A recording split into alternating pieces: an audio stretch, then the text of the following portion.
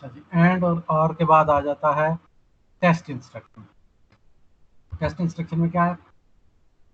एक non destructive and operation. ठीक है, एक टेस्ट की इंस्ट्रक्शन क्या करती है? वही ऑपरेशन परफॉर्म करती है जो कि एंड के ऑपरेशन का एंड की इंस्ट्रक्शन है, लेकिन जो और उसके नतीजे में जो फ्लैग्स में चेंज आता है वही टेस्ट में भी आएगा, लेकिन टेस्ट की इंस्ट्रक्शन जो है वो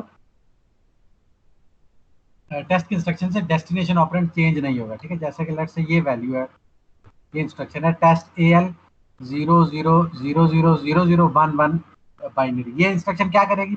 एल रजिस्टर की वैल्यू को इस इमीडिएट डाटा के साथ एंड करेगी, लेकिन और उसके हिसाब से फ्लैग्स को सेट करेगी, यानी आंसर अगर जीरो आ रहा है तो जीरो फ्लैग ऑन कर देगी, आंसर अगर आल जीरो अगर साइंड आ रहा है तो साइन फ्लैग ऑन कर लेगी। ठीक है, लेकिन ये क्या करेगी? एल में रिजल्ट स्टोर नहीं करेगी। ठीक है, और फिर इसकी बेस पे जो फ्लैग होगा उस फ्लैग के आगे हम कोई जंप लगाएंगे। ठीक है, जंप नॉट जीरो आगे देखते हैं कि ये क्या चीज है, नॉट जीरो वाला जंप और जंप जीरो की इंस्ट्रक्शन।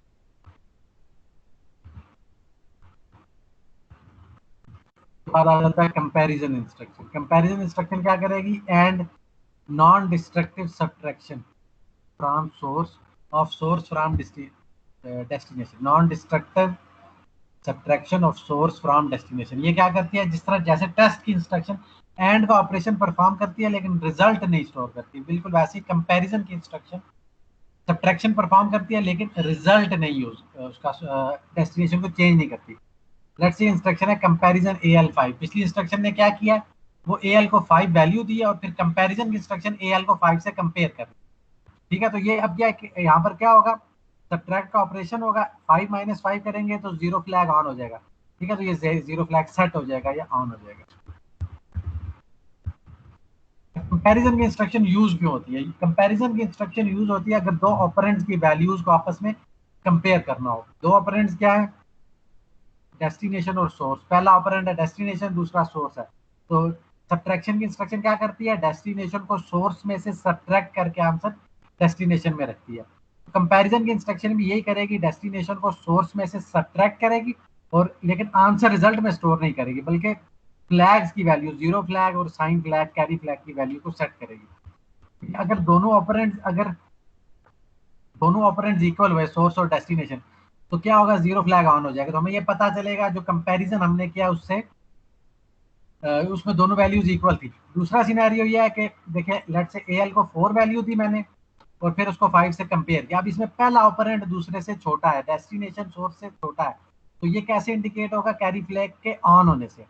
ठीक है, अगर सब्ट्रैक्शन में पहला ऑपरेंड दूसरे से छोटा हो तो कैरी फ्लैग ऑन हो जाता है, और अगर पहला ऑपरेंड बड़ा हो, पहला ऑपरेंड मैं कह रहा हूँ डेस्टिनेशन को, अगर पहला ऑपरेंड बड़ा हो तो फिर कैरी फ्लैग ऑफ होता है। तो ये कैरी फ्लैग के ऑन या ऑफ होने से हमें ये पता चलेगा कि पहला ऑपर अनसाइंड वैल्यू के केस में पहला ऑपरेंड दूसरे से बड़ा है या छोटा है। ठीक है, इस एग्जांपल को देख लेते हैं। कंपैरिजन की इंस्ट्रक्शन किस मकसद के लिए यूज करते हैं? ये कंपेयर करने के लिए कि दोनों ऑपरेंड जो आपस में इक्वल हैं या अनइक्वल हैं, या कौन सा ऑपरेंड इनमें बड़ा है।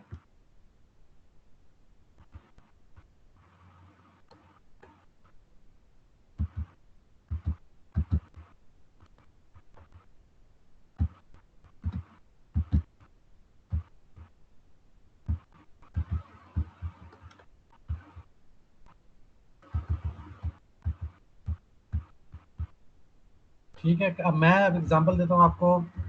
Comparison AL BL। ठीक है, कंपेयर की इंस्ट्रक्शन है AL और BL। अब इसमें तीन सिनेरियोज हैं, या तो AL BL की इक्वल है, या AL BL से बड़ा है, या AL BL से छोटा है। पहला सिनेरियो ज्यूम करते हैं कि मैं AL को वैल्यू देता हूँ,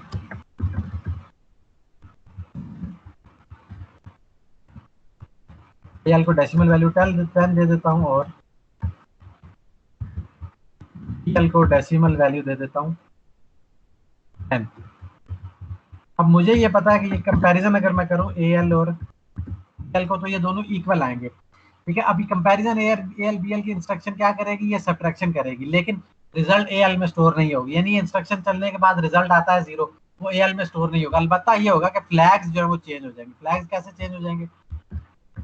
तो फ्लैग जो है उसको कोई वैल्यू मिल जाएगी और कैरी फ्लैग को कोई वैल्यू मिल जाएगी, ठीक है। जीरो फ्लैग इस केस में देख लें, जब एएल बीएल दोनों इक्वल है तो जीरो फ्लैग ऑन हो जाएगा, और क्योंकि पहला ऑपरेंड दूसरे से छोटा नहीं है तो कैरी फ्लैग ऑफ हो जाएगा। तो इससे मुझे क्या पता चलेगा? बोथ ऑपरेंड्स इक्वल, ठीक है। दूसरा सिनेरियो ये हो सकता है कि मैं बीएल को वैल्यू दे देता हूँ 7। अब मैं इनको कंपेयर करूंगा तो देखें जीरो फ्लैग ऑफ हो जाएगा। अब इनमें से बड़ा कौन सा, इसके लिए मुझे कैरी फ्लैग को देखना पड़ेगा। अब देखें एएल और बीएल की वैल्यू अगर मैं देखूं तो एएल बड़ा है, पहला ऑपरेंड दूसरे से बड़ा है, तो ये आंसर जो है इसका नेगेटिव नहीं आएगा, लेस देन जीरो नहीं आएगा, तो ये कैरी फ्लैग ऑफ ही रहेगा, ठीक है। कैरी फ्लैग ऑफ होने, जीरो फ्लैग जो है वो ऑफ है, वो ऑन हो जाता फिर तो दोनों इक्वल थे। अब कैरी फ्लैग ऑफ है और जीरो फ्लैग भी ऑफ है, तो इसका क्या मतलब है?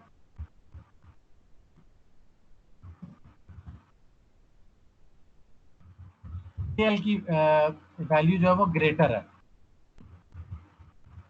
ठीक है। तीसरा सिनेरियो ये था कि मैं बीएल को वैल्यू दे देता हूँ 17। अब क्या होगा? अब अगर मैं कंपैरिजन करूंगा तो जीरो फ्लैग तो ऑफ रहेगा क्योंकि दोनों ऑपरेंड्स इक्वल नहीं है। कंपैरिजन की इंस्ट्रक्शन चलाऊंगा, कैरी फ्लैग ऑन हो जाएगा। क्यों ऑन हो जाएगा? क्योंकि छोटी में से बड़ी वैल्यू सब्ट्रैक्ट हो रही है, ठीक है। एएल की वैल्यू 10 है, बीएल की 7 है, तो जब छोटी में से बड़ी वैल्यू होती है तो कैरी फ्लैग ऑन हो जाता है। तो फिर इसका मैं क्या एज्यूम करूंगा? माइक्रो प्रोसेसर या प्रोग्रामर क्या रिजल्ट निकालेगा कि बीएल जो सोर्स ऑपरेंड है वो ग्रेटर है, ठीक है। तो इस तरह से कंपैरिजन के इंस्ट्रक्शन के जरिए हम क्या कर सकते हैं? हम दो ऑपरेंड्स को आपस में कंपेयर कर सकते हैं, उनकी वैल्यूज को, ठीक है। ये आगे ग्रेटर की एग्जांपल आ गई है, और ये वो सारी बातें जो हमने कर लिया। अगर ये जो मैंने साइन फ्लैग की एग्जांपल, कैरी फ्लैग की एग्जांपल दी है, ये जो कैरी फ्लैग की एग्जांपल मैंने आपको दी है ये अनसाइंड के लिए, ठीक है। ये सारा ऑपरेशन अनसाइंड के लिए।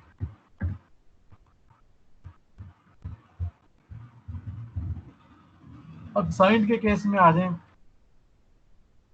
साइंड के केस में देखें, अगर साइंड के केस में भी अगर जीरो फ्लैग ऑन है, साइंड हो अनसाइंड हो, इसका मतलब है दोनों ऑपरेंड्स इक्वल हैं। लेकिन अगर यहाँ पर मैं देखूं कंपैरिजन ए एल -2, पिछली इंस्ट्रक्शन ए एल को 5 वैल्यू दे दी है, और नीचे नीचे एक और केस है कंपैरिजन ए एल 5। अब देखें यहाँ पर क्या वैल्यूज, ऊपर वाली इंस्ट्रक्शन में क्या वैल्यूज कंपेयर हो रही है? 5 और -2, और नीचे वाली इंस्ट्रक्शन में क्या वैल्यूज कंपेयर हो रही है? -1 और -5। पहले के केस में, जो पहली इंस्ट्रक्शन के केस में अगर मैं देखूं ऊपर वाली इंस्ट्रक्शन कंपैरिजन ए एल -2 में, तो पहला ऑपरेंड डेस्टिनेशन ऑपरेंड बड़ा है, और दूसरी के केस में क्या है? जो पहला ऑपरेंड है वो छोटा है, -1 5 से छोटा है। ऊपर वाली एग्जांपल में देखूं तो 5 -2 से ग्रेटर है। अब प्रोग्राम असेंबली लैंग्वेज असेंबलर को कैसे पता चलेगा? 8086 माइक्रो प्रोसेसर को कैसे पता चलेगा कि पहला ऑपरेंड बड़ा था? इस इंस्ट्रक्शन के चलने के बाद साइन फ्लैग और ओवरफ्लो फ्लैग की वैल्यू को देखेंगे। अगर दोनों वैल्यू जीरो हुई या दोनों 1 हुई, यानी दोनों इक्वल हुई, इसका मतलब होगा, और हम साइंड अरिथमेटिक की बात कर रहे हैं, अनसाइंड वाली एग्जांपल मैं पहले डिस्कस कर चुका हूँ। साइंड अरिथमेटिक में अगर दोनों ऑपरेंड्स इक्वल है, इसका मतलब ये होगा कि अगर साइन फ्लैग और ओवरफ्लो फ्लैग इक्वल है, इसका मतलब होगा दोनों ऑपरेंड्स इक्वल है। और अगर साइन फ्लैग और ओवरफ्लो फ्लैग इक्वल ना हो तो इसका मतलब है अगर दोनों फ्लैग इक्वल हैं, इसका मतलब है पहला ऑपरेंड बड़ा है, और दोनों फ्लैग इक्वल नहीं है, इसका मतलब है दूसरा ऑपरेंड जो डेस्टिनेशन जो सोर्स है वो बड़ा है, ठीक है। अनसाइंड के केस में कैरी फ्लैग बताएगा कि कौन सा ऑपरेंड बड़ा था। साइंड के केस में साइन फ्लैग और ओवरफ्लो फ्लैग की वैल्यूज से माइक्रो प्रोसेसर डिसाइड करेगा कौन सा ऑपरेंड बड़ा था। अगर साइन फ्लैग और ओवरफ्लो फ्लैग इक्वल है, यानी दोनों जीरो है या दोनों 1 है, तो डेस्टिनेशन बड़ा है, पहला ऑपरेंड बड़ा है। और अगर ये अनइक्वल है, यानी एक साइन फ्लैग और ओवरफ्लो फ्लैग अगर इन अनइक्वल है, एक 0 एक 1 है, तो इसका मतलब होगा जो डेस्टिनेशन ऑपरेंड है वो छोटा है, छोटे में से बड़ी वैल्यू सब्ट्रैक्ट हो रही है, ठीक हो गया। तो ये जो कंपैरिजन है, ये आपको पता होना चाहिए कि कंपैरिजन की इंस्ट्रक्शन सब्ट्रैक्ट करेगी, फ्लैग्स को वैल्यूज देगी, और वहां से माइक्रो प्रोसेसर जो है वो डिसाइड करेगा, ठीक है। लेकिन और अगर आपसे पूछा जाए कि कैसे आप इस इंस्ट्रक्शन ने कैसे बताया कि 5 -2 से बड़ा, तो आप बताएंगे 5 और -2 जब आपस में सब्ट्रैक्ट होंगे तो साइन फ्लैग की ये वैल्यू आई, ओवरफ्लो फ्लैग की ये वैल्यू आई, लिहाजा ये दोनों ऑपरेंड्स में से बड़ा ये है। ये आपको जस्टिफाई करने का पूछा जा सकता है। लेकिन अगर जब हम आगे कोड लिखेंगे तो वहां पर हमने ये देखना होगा कि दोनों ऑपरेंड्स की वैल्यू क्या है तो आंसर क्या आना चाहिए, कंपैरिजन में क्या आंसर आना चाहिए, उसकी बेस पर फिर हम फ्यूचर में डिसाइड करेंगे कि हमें आगे इससे अगली इंस्ट्रक्शन में क्या करना है। ये जो था बुलियन इंस्ट्रक्शंस, अब आ जाता है कंडीशनल जंप्स। ठीक है, अभी तक हमने लास्ट टाइम पढ़ा था, पिछले कुछ लेक्चर पहले हमने पढ़ा था अनकंडीशनल जंप। जेएमपी की इंस्ट्रक्शन थी, उसके आगे एक लेबल था, जब भी जेएमपी की इंस्ट्रक्शन आती थी कोड उस लेबल पे जंप कर जाता था, not taking to into account के कोई कंडीशन नहीं उसको चेक करनी होती थी। ठीक है, लेकिन अब ये क्या, अब ये जो कंडीशनल जंप है ये फ्लैग की बेस पे होगा, इक्वालिटी की बेस पे होगा, अनसाइंड कंपैरिजन की बेस पे होगा और अनसाइंड कंपैरिजन की बेस पे होगा। ठीक है, चार तरह के फ्लैग्स होंगे। बेसिकली जो हमने ये पीछे कंपैरिजन की इंस्ट्रक्शन पढ़ी है ना, जो हम ये कंपैरिजन AL-2, कंपैरिजन AL-5, ये कंपैरिजन करने के बाद हमें जंप लगाना होता है। क्यों लगाना होता है? क्योंकि हमने असेंबली C++ में या इस तरह की हायर लेवल लैंग्वेजेस में इफ एल्स का कंसेप्ट पढ़ा हुआ है, कंडीशनल स्ट्रक्चर्स पढ़े हुए हैं। वहाँ क्या होता था, कोई कंडीशन ट्रू होती थी तो एक स्टेटमेंट रन होती थी लेट से, और अगर कंडीशन फॉल्स होती थी तो दूसरी स्टेटमेंट रन होती थी। ठीक है, अब यही काम हमने यहाँ पर ऐसे करना होगा कि हम कंपैरिजन और जंप का कॉम्बिनेशन यूज करेंगे।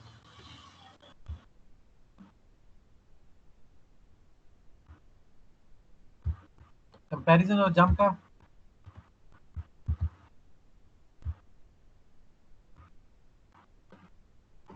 ठीक है, हम क्या करेंगे, हम पहले दो वैल्यूज को आपस में कंपेयर करेंगे।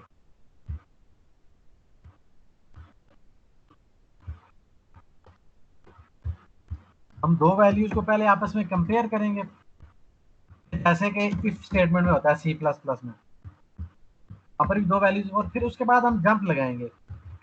वो अनकंडीशनल जंप होगा। लेट्स से मैं एक जंप लिखता हूँ, jump zero, JZ jump zero. ठीक है, ये क्या करेगा, ये देखेगा पिछली इंस्ट्रक्शन में जीरो फ्लैग ऑन हुआ या नहीं हुआ।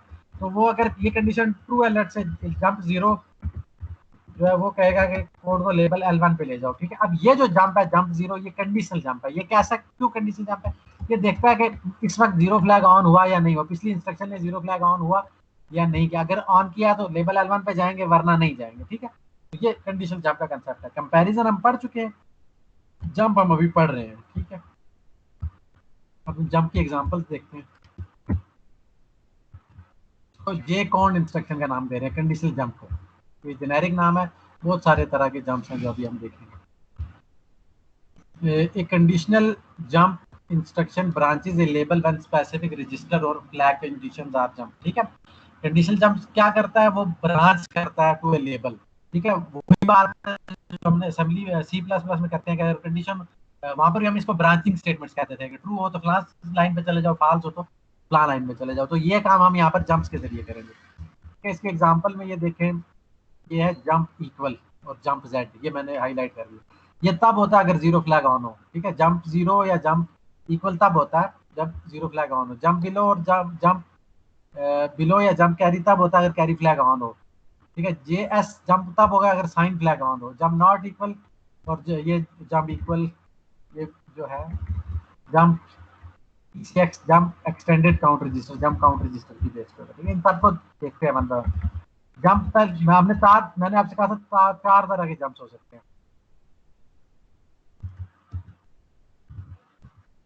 फ्लैग्स की बेस पे, इक्वालिटी की बेस पे, अनसाइंड और साइंड कंपैरिजन की बेस पे।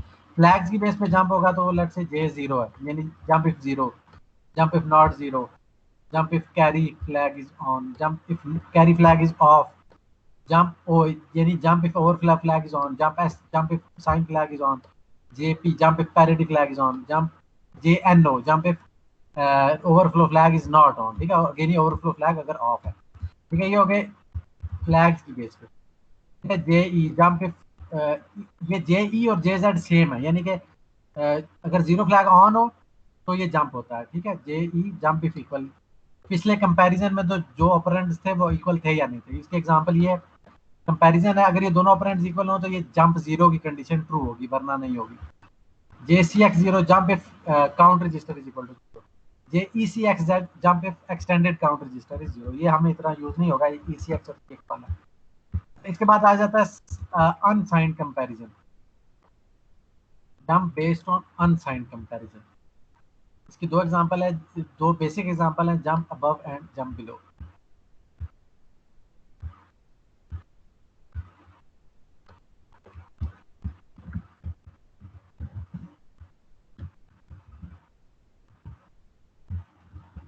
अनफाइंड कंपैरिजन के केस में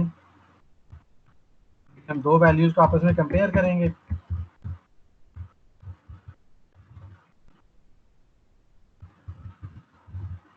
और उसके बाद जंप की कंडीशन है, जो अबव जंप अबव, और दो एक केस हो सकता है जंप अबव का, और एक केस हो सकता है जंप बिलो। दोनों सेम टाइम पे यूजली नहीं होते।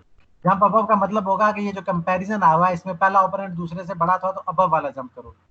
जंप बिलो का मतलब ये है कि ये कंपैरिजन की इंस्ट्रक्शन जो हुई थी, लेट्स से जंप अबव बीच में नहीं है, ये कंपैरिजन है और फिर ये जंप बिलो है। तो jump comparison A L B L में अगर ये दोनों पहला ऑपरेंड दूसरे से छोटा है तो जंप बिलो की कंडीशन ट्रू है, और अगर पहला ऑपरेंड दूसरे से बड़ा है तो जंप अबव की कंडीशन ट्रू है। ठीक है, ये दो बेसिक जंप है, बाकी सारे इन्हीं की वेरिएशन है। एक है जंप नॉट बिलो, यानी कि बिलो नहीं है, तो जब बिलो नहीं है तो अबव और इक्वल का केस होगा। फिर एक है जंप नॉट अबव, जब नॉट अबव जो है वो जंप बिलो, उसका क्या मतलब है कि आप या इक्वल है या बिलो है। ठीक है, फिर इसके बाद आ जाता है जंप अबव इक्वल, यानी वैल्यू या पहले पहला ऑपरेंड जो है दूसरे के या इक्वल है या अबव है। फिर है जंप बिलो इक्वल, यानी पहला ऑपरेंड दूसरे से ये बिलो है या इक्वल है। ठीक है, फिर है कि jump not below equal, jump not below equal का मतलब है जंप बिलो। ठीक है, jump below, sorry jump above, not below equal और अबव इक्वल है, यानी कोई वैल्यू अगर बिलो भी नहीं है इक्वल भी नहीं है तो ऑब्वियसली वो अबव है। और जंप नॉट इक्वल अबव, यानी कि पहला ऑपरेंड ना दूसरे के इक्वल है ना उससे अबव है। ठीक है, बेसिकली ये दो ऑपरेंड्स हैं, अबव और बिलो। ठीक है, फिर अबव में क्या वेरिएशन है, अबव एंड इक्वल। फिर अबव में है नॉट बिलो, नॉट बिलो और अबव इक्वल सेम है, जो बिलो नहीं है वो इक्वल है या अबव है। और जंप नॉट बिलो इक्वल जो है जंप अबव के इक्वल है, सेम है, बेसिकली एक ही जंप है, जंप अबव। फिर जंप नॉट, फिर आ जाता है जंप अबव इक्वल, ये दो हो गए। पहला जंप हो गया जंप अबव और दूसरा हो गया जंप अबव इक्वल, ये सेम हो गए। फिर जंप नॉट बिलो जो है वो जंप अबव इक्वल के हिसाब से वो ये वही चीज है। और जब नॉट बिलो इक्वल जो है ये जंप अबव की एक दूसरी रिप्रेजेंटेशन। हम जब लॉजिक बनाते हैं तो उस वक्त हमें एक डिफरेंट तरह का वो यूज करना पड़ता है। इसी तरह अब आप देखें ये जंप बिलो है और जंप बिलो इक्वल, ये दोनों सिमिलर हो गए, इसमें इक्वालिटी ऐड होगी। फिर है jump not above, not above जो है वो बिलो इक्वल की दूसरी शक्ल है, और जंप नॉट इक्वल अबव वो जंप बिलो की दूसरी शक्ल है। यानी अगर बिलो है कोई वैल्यू तो ना वो अबव हो सकती है ना इक्वल हो सकती है। तो बेसिकली दो ही जंप है, जंप अबव और जंप बिलो, बाकी सारे इसी की वेरिएशन है। अच्छा, ये हो गया जब हम अनफाइंड वैल्यूज को कंपेयर कर रहे हैं। ठीक है, अगर हम इस ये जो कंपैरिजन की इंस्ट्रक्शन है इसमें अगर वैल्यूज को अनसाइंड एज्यूम कर रहे हैं तब अबव और बिलो होगा। और अगर हम अपनी वैल्यूज को साइंड एज्यूम कर रहे हैं फिर हम अबव और बिलो की बजाय ग्रेटर और लेस का वर्ड यूज करेंगे, जंप ग्रेटर जंप लेस।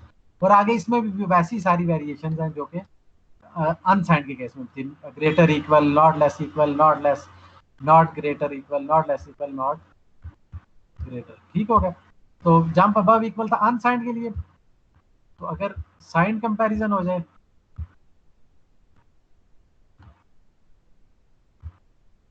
अगर कंपैरिजन साइंड हो जाए तो फिर अबव इक्वल की बजाय क्या होगा, फिर जंप ग्रेटर और लेस, पहला ऑपरेंड दूसरे से बड़ा होगा,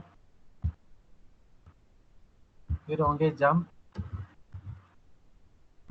ग्रेटर और जंप लेस। ठीक है, और बाकी सारे इन्हीं की वेरिएशन। जंप ग्रेटर जब पहला ऑपरेंड दूसरे से बड़ा हो, साइंड कंपैरिजन मीनिंग आप वैल्यूज को साइंड के तौर पे देख रहे हैं, और जंप लेस अगर पहला ऑपरेंड दूसरे से छोटा हो। ठीक हो गया, इसकी एप्लीकेशन क्या है, ये देखें, ये एक इंस्ट्रक्शन है जंप कंपैरिजन ई एक्स ई बी एक्स। ठीक है, ये क्या करेगी, एक्सटेंडेड अकोमोलेटर एक्सटेंडेड बायस को कंपैरिजन की इंस्ट्रक्शन आपस में कंपेयर कर लेगी, सब्ट्रैक्ट करके फ्लैग्स को सेट कर लेगी।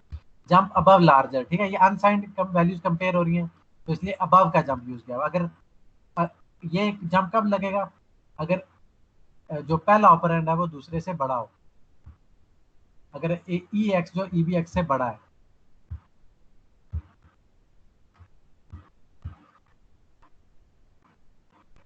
ठीक है, जंप अबव के केस तब चलेगा अगर पहला ऑपरेंड दूसरे से बड़ा है। ठीक है, ई एक्स अगर ई बी एक्स से बड़ा तो ये होगा। साइन कंपैरिजन के केस में मैं जंप अबव की बजाय जंप ग्रेटर का वर्ड यूज करूंगा।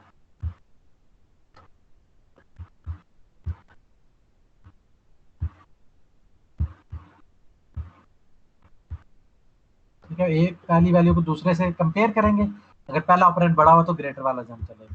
ठीक है, ये पहली एप्लीकेशन हो गई।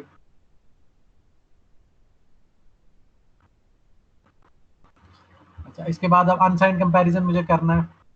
तो कंपैरिजन की इंस्ट्रक्शन क्या करेगी, एक्सटेंडेड अकोमोलेटर को एक वेरिएबल वैल्यू 1 से कंपेयर करेगा।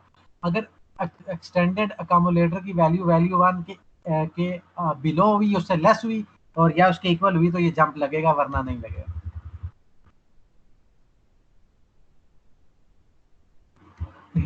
ये लेस इक्वल के एग्जांपल है।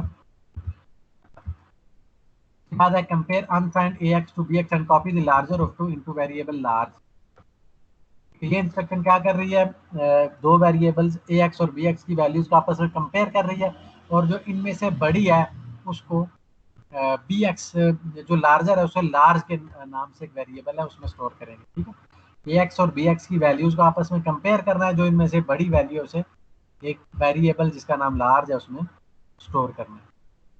ठीक है, तो इसकी लॉजिक क्या होगी, मेरे पास दो वेरिएबल्स हैं ax और bx।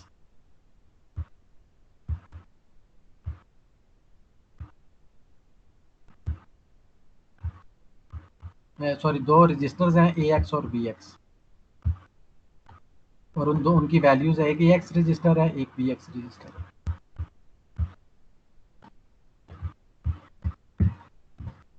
ax रजिस्टर है और दूसरा bx रजिस्टर, इनकी वैल्यूज भी मैं सपोज कर लेता हूँ। एक की वैल्यू जो है वो 5 है और एक की वैल्यू जो है वो 4 है। तो मैंने वैल्यू सपोज कर ली। अब इनमें से जो बड़ी होगी वो एक आइडेंटिफायर होगा जिसका नाम है लार्ज, उसमें स्टोर करनी है।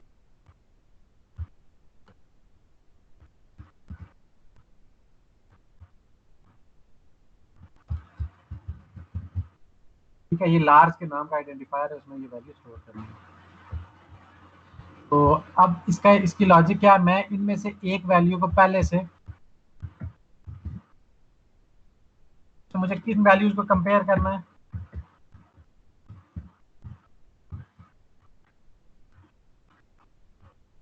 एक्स और बी एक्स, दो वैल्यूज को आपस में कंपेयर करना है। ठीक है, अगर,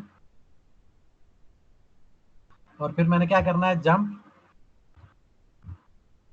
अब इसमें अनसाइंड वैल्यूज हैं तो मैं जंप अबव का ही लॉजिक यूज कर सकता हूँ। ठीक है, ए एक्स और बी एक्स को आपस में कंपेयर करूंगा, अगर जंप अबव हो जाए तो उसे एक लेबल L1 पे कंपेयर कर दूंगा, और अगर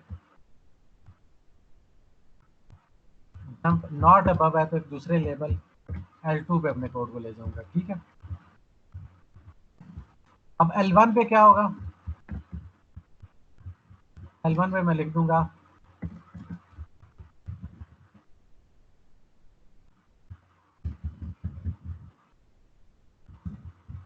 एक्स की वैल्यू को मूव करा दूंगा, और L2 पे क्या होगा,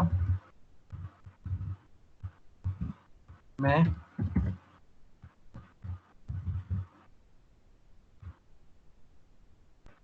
उसकी वैल्यू बी एक्स को मूव करा दूंगा। ठीक है, कंपैरिजन करूंगा ए एक्स बी एक्स को, अगर ये ए एक्स ग्रेटर हुआ तो L1 पे जंप कर जाऊंगा, अगर ए एक्स ग्रेटर ना हुआ तो L2 पे जंप कर जाऊंगा।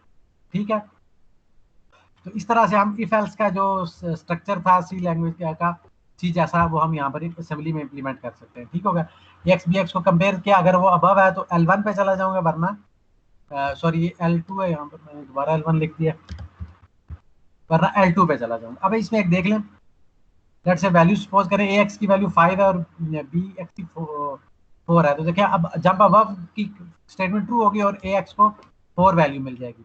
ठीक है, और अगर, लेकिन देखिए इसमें एक मसला है, L1 की इंस्ट्रक्शन चलने के बाद L2 की इंस्ट्रक्शन भी चलेगी, तो मुझे यहाँ पर एक स्टेटमेंट और लिखनी है।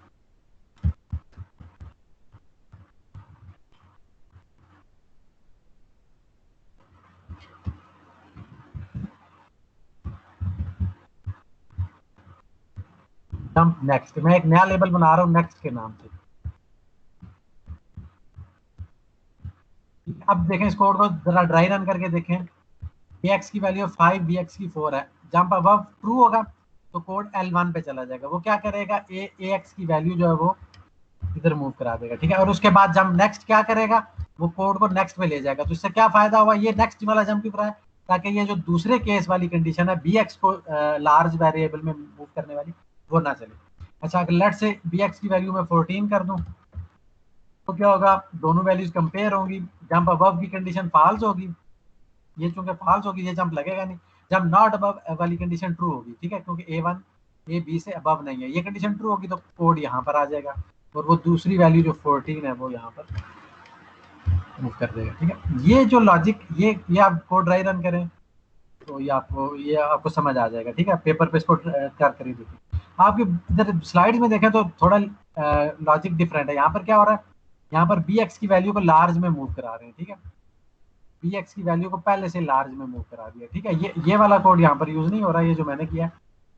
फिर अगली इंस्ट्रक्शन क्या कर रही है, वो कर रही है ए एक्स बी एक्स को कंपेयर कर रही है। अगर ए एक्स बी एक्स से अबव ना हो तो नेक्स्ट पे जंप हो, नॉट अबव का जंप लगा, वरना ए एक्स को लार्ज में मूव कर देंगे, ठीक है। ये कंपैरिजन क्या करता है, ए एक्स बी एक्स को कंपेयर करता है और फिर देखता है कि ए एक्स बी एक्स से ग्रेटर तो नहीं है, ठीक है। अगर नॉट अबव की कंडीशन, यानी कि अगर ए एक्स जो ना बी एक्स के इक्वल है ना उससे अबव है, तो ये जो लाइन है मूव लार्ज ए एक्स,